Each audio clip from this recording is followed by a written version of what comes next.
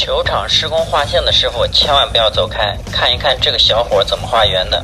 首先这个是胶带画线机，有一个画圆装置，用钢丝绳拉住。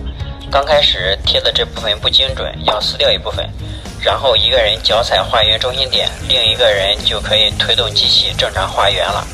画圆半径7米以内可调，画线宽度3到15公分可调。看一下最后的画圆效果啊，严丝合缝，分毫不差，非常的牛逼 class 的 fall 啊！